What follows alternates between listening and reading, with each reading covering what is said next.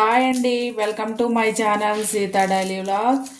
కొద్దిగా ఒక్కటే మొక్కజొన్న పొట్టు ఉందండి, దాంతో దోశ వేస్తున్నా అనమాట. ఇది స్వీట్ కార్న్ అండి, మామూలు కాదు. చూసారా ఎంత బాగుందో, భలేగుండే. చాలా లావుగా ఉన్నాయి అనమాట గింజలు.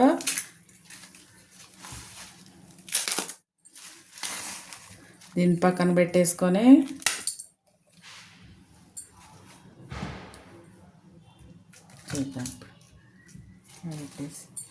వీటిని ఒలుచుకోవాలి గింజలుగా ఇలాగా.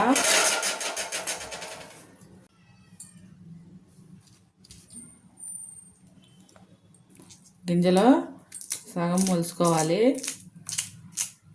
ఇలా అన్నీ ఒలుచుకోవాలన్నమాట. ఇప్పుడు దీన్ని మిక్సీలో వేసి మిక్సీ పట్టుకుందాం. అలాగే 2 పచ్చిమిరపకాయలు వేస్తున్నా. 2 పచ్చిమిరపకాయలను ఇవి కొంచెం కొంచెం నీళ్ళు వేసుకొని మిక్సీ పట్టుకోవాలి. ఇప్పుడు ఇందులోనే రుచికి సరిపడా ఉప్పు వేసేస్తున్నా అండి. మిక్సీ పెట్టేటప్పుడే వేసుకుంటే కొంచెం మంచిగా కలిసిపోతుంది అన్నమాట. అలాగే 1/2 స్పూను పసుపు. ఇప్పుడు దీన్ని మిక్సీ పట్టుకుందాం. చూసారా, ఇలా పేస్ట్ చేసుకొచ్చుకోవాలి మొత్తం. ఇప్పుడు దీన్ని అంతా ఒక గిన్నెలో వేసుకొని ఇప్పుడు దీనిలోకి 1/2 స్పూను జీలకర్ర వేస్తున్నా. అలాగే 1 సన్నగా కట్ చేసి పెట్టుకున్న ఉల్లిపాయలు వేస్తున్నా. అలాగే 2 స్పూన్ల బియ్యం పిండి వేస్తున్నా.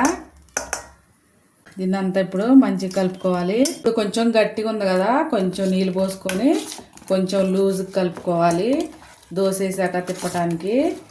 ఇప్పుడు స్టవ్ వెలిగించి దోశ పెనం పెట్టుకున్నాను. పెనం హీట్ అయ్యాక దోశ వేసుకున్నా.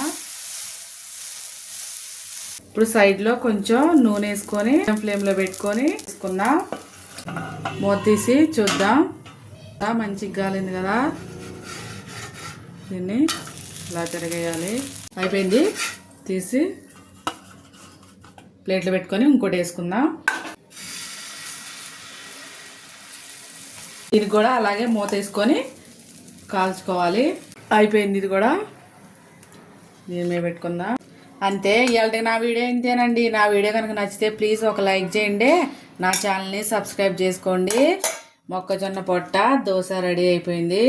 భలే ఉందండి, మీరు కూడా ఒకసారి ట్రై చేయండి. మీకు ఇష్టం వచ్చిన చట్నీతో తినొచ్చు. పచ్చిమిరపకాయలు వేసాం కాబట్టి ఇంకా చట్నీ అవసరం లేకుండా కూడా తినొచ్చండి. చాలా బాగుంది. నేను పచ్చిమిరపకాయలు వేసా కదా, కొంచెం స్పైసీగా ఉందన్నమాట. భలే మెత్తగా బాగుంది. ఉంటా ఫ్రెండ్స్, బాయ్.